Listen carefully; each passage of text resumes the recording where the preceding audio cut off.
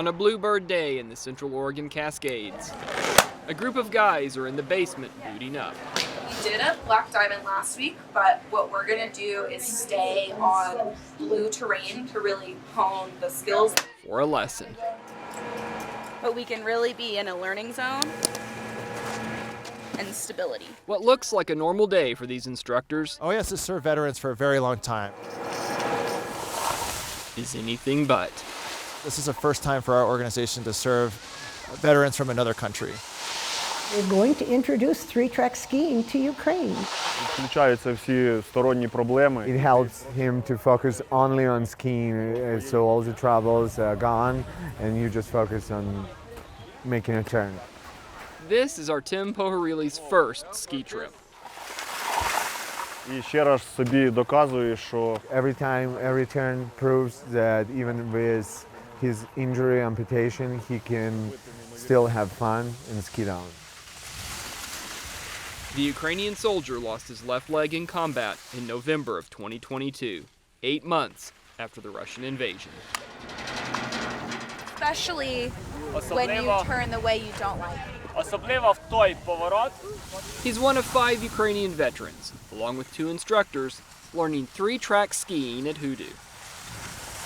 Gravity and snow are such a great equalizer. They allow people with all these different disabilities to truly participate, to truly challenge themselves, to learn something new. Oregon Adaptive Sports is working with the team, who will share this training with others injured in the war.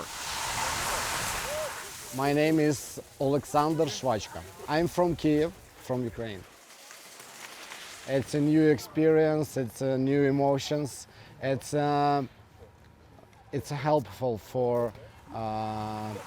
Ukrainian. Through a translator, he explains his motivations to take up skiing after a combat injury. Звичайно, я хочу ці плани передавати. For this experience, he wants to pass to another veterans in Ukraine.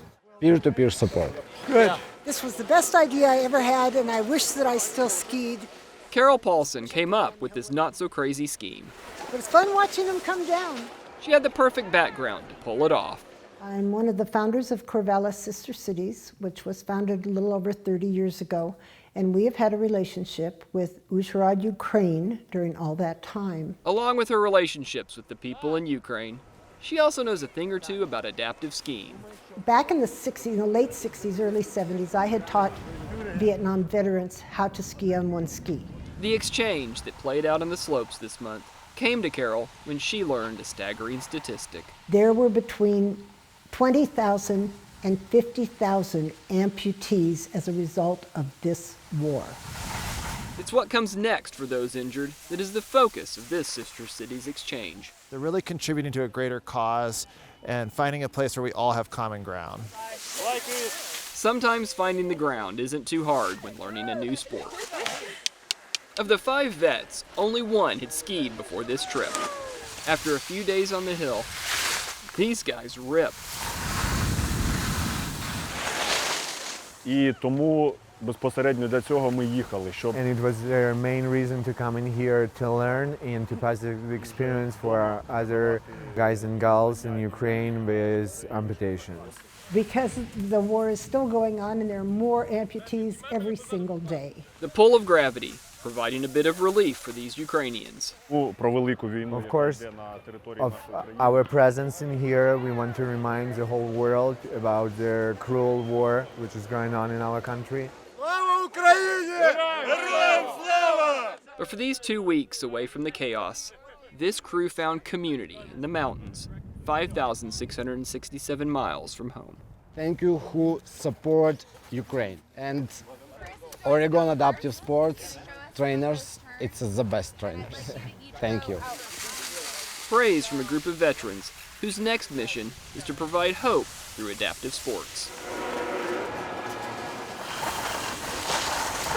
At Hoodoo, Steve Kaufman, Central Oregon Daily News.